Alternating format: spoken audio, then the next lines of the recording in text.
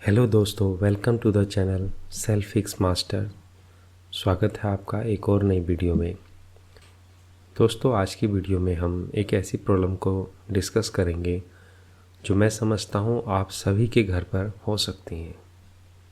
या तो आप इस पर ध्यान नहीं देते हैं या फिर आपने कभी इस चीज़ को प्रॉब्लम माना ही नहीं है। तो प्रॉब्लम क्या है? देखिए, हम सभी लोग अपने घर की छत पर एक वाटर टैंक रखते हैं जिसमें हम अपना मोटर से, समर्सिबल से पानी भर लेते हैं। तो होता क्या है कि लंबे समय में हल्की हल्की जो ग्लिचेस, जो कुछ पार्टिकल्स वगैरह आते हैं पानी में, वो उस टैंक की तली में जमा होने लगते हैं। और ओवर टाइम ये होता है कि फिर एक समय के बाद वो इतना ज़्यादा कलेक्ट हो जाता है कि पानी में वो गंदगी आने लगती है।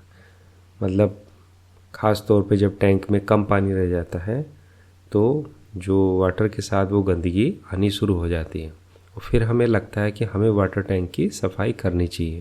और वैसे भी कुछ समय के बाद वाटर टैंक की सफाई करना बहुत ज़रूरी है, क्योंकि हम उसी पानी से बहुत सारे काम कर लेते हैं, है ना। तो कोशिश कीजिए कि वाटर टैंक साफ़ रहे, ताकि जो टैंक का पानी भी जो आ रहा है वो भी काफ़ी साफ़ रहे। वरना अगर इस तरह के पार्टिकल अपने फेस को वॉश करते समय आपकी आँखों में जाएंगे तो वो चीज़ भी ठीक नहीं है। तो मेरे साथ भी ये प्रॉब्लम आई थी और मैं इस चीज़ को लेके काफ़ी परेशान भी रहा, क्योंकि मैंने वही सब काम करे जैसे कि अधिकांश लोग करते हैं। कुछ लोग क्या करते हैं कि वाटर टैंक में किसी छोटे बच्चे को भेज देते हैं और उससे सफाई करवाते हैं। मेरे घर पे कोई छोटा बच्चा नहीं था, तो और वैसे भी मुझे मेथड सही नहीं लगता है। कुछ लोग ये करते हैं कि बार बार वाटर टैंक के पानी को निकालते हैं, फिर भरते हैं, फिर निकालते हैं, फिर भरते हैं। और तब भी ये होता है कि वाटर टैंक की तली में जो हैवी पार्टिकल्स थे वो उसी में रह जाते हैं और पानी की भी बहुत वेस्टेज होती है। तो मैं भी ऐसे ही थोड़ा परेशान था, क्योंकि मेरे भी वाटर टैंक में काफ़ी गंदगी कलेक्ट हो गई थी नीचे। तो जब काफ़ी देर तक करने के बाद भी सफाई नहीं हो पाई, तब उस समय एक आइडिया मेरे माइंड में आया, और वो आइडिया आया मेरे कूलर को देख के। आपने देखा होगा कि कूलर में एक वाटर मोटर लगी होती है, पंप जिसे हम बोलते हैं, जिसका काम होता है नीचे से पानी को उठाकर ऊपर तक पहुंचाना। तो मैंने उसी चीज़ को लेके आगे बढ़ा। मैं तुरंत मार्केट से जाकर एक कूलर वाली मोटर लेके आ गया और फिर मैंने उसका एक ऐसा सेटअप तैयार करा कि उसको एक लकड़ी के डंडे में मैंने बांध लिया नीचे की साइड, और उस पानी की मोटर से एक पाइप जोड़ दिया। अब मुझे करना क्या था? करना मुझे ये था कि उस मोटर को उसी तरह से वाटर टैंक की तली तक पहुंचाना था जैसे वो कूलर में रखी रहती है। ठीक है। अब और अलग अलग जगह, ऐसा नहीं कि एक ही जगह, अलग अलग जगह, ताकि सभी जगह की गंदगी आ जाए। देखिए, कुछ इस तरह का सेटअप मैंने किया है। ये देखिए, मैंने जो कूलर वाली वाटर मोटर रहती है, पंप वाली मोटर, उसको एक डंडे के नीचे साइड में मैंने रस्सी से बांध लिया है, उसको इलेक्ट्रिसिटी दे दी है और उस मोटर में एक पाइप जोड़ दिया है। अब मुझे करना क्या है? मैं इस वाटर मोटर को इस टैंक की तली में डालूंगा। ये देखिए, इस तरह से उस डंडे की सहायता से तली में तक पहुंचाऊंगा और इसको मैं ऑन कर दूंगा। तो होगा क्या कि तली में जो भी गंदगी होगी उसको ये पाइप के थ्रू बाहर निकाल देगा। और हमें बस करना ये है कि एक जगह रोक के नहीं चलना है, जहाँ भी गंदगी दिखाई दे हमें वहाँ पर इसको रख देना है, और ऐसे ही जगह जगह इसको जो है करते रहना है जब तक कि पूरी तली साफ़ ना हो जाए। बहुत इजी सेटअप है, कोई दिक्कत वाली इसमें बात नहीं है।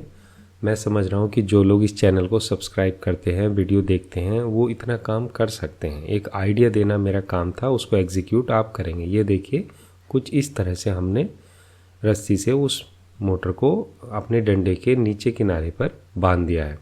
हम अंदर डालेंगे इसमें, और ये पूरा जो भी पार्टिकल्स होंगे उसको पानी के साथ पाइप में बाहर भेज देगा। अब होता ये है इसमें कि जब बहुत ज़्यादा पार्टिकल्स रहते हैं, सैंड पार्टिकल होते हैं, तो आपको क्या होगा समस्या कि उसका जो आगे ओपनिंग रहती है मोटर की, वो बार बार बंद हो जाएगी, क्योंकि इतना ज़्यादा अंदर गंदगी हो सकती है। तो आपको उसे निकाल के अपने हाथ से उसकी जो गंदगी है उसको हटाना पड़ेगा, और फिर से अंदर डालना पड़ेगा। ठीक है, ये समस्या तब आती है जब बहुत समय से आपका टैंक साफ़ ना हुआ हो और उसमें बहुत ज़्यादा कूड़ा वगैरह कलेक्ट हो गया हो। ठीक, इसके अलावा एक समस्या आपके सामने ये भी आ सकती है कि जब आप मोटर को पानी में डाल देंगे तो आप देखेंगे कि वो पानी नहीं उठा पा रही है। तो इसमें कोई परेशान होने वाली बात नहीं होती है। आपने बस करना ये होता है कि जो नली आपने मोटर के साथ जोड़ रखी है, आप कोशिश करें कि वो खाली रहे। पहली बात तो वो बहुत ज़्यादा लेंदी नहीं होनी चाहिए, उसकी लंबाई बहुत ज़्यादा नहीं होनी चाहिए, क्योंकि जो कूलर की मोटर होती है वो ज़्यादा पावरफुल नहीं होती। तो अगर आपने उसमें पाइप जोड़ दिया और ऑलरेडी उस पाइप में पानी था तो जो मोटर होती है वो उसको आगे पुश नहीं कर पाएगी। तो इसलिए पहले तो एक काम करें कि जो पाइप आपने जोड़ा है वो खाली रहना चाहिए, उसमें पानी नहीं होना चाहिए, फिर आराम से वो पानी को उठा लेगी। थोड़ा सा हिट एंड ट्राई मेथड है, आप करके सीख जाएंगे। तो दोस्तों, यही थी एक छोटी सी वीडियो जो मैं आपके साथ शेयर करना चाहता था। मेरा मकसद केवल इतना सा होता है कि घर में होने वाली जो छोटी छोटी समस्याएं होती हैं उन्हें लेकर हम परेशान ना हो, क्योंकि उनके जो सॉल्यूशन है वो बहुत ही इजी होते हैं। और उसके लिए, क्योंकि इस तरह के छोटे छोटे काम के लिए आपके घर पे कोई मैकेनिक मिस्त्री आने को तैयार भी नहीं होता है, और ये इतने बड़े काम भी नहीं होते हैं कि जिसके लिए आपको एक बड़ा भारी खर्चा करना की ज़रूरत भी पड़े।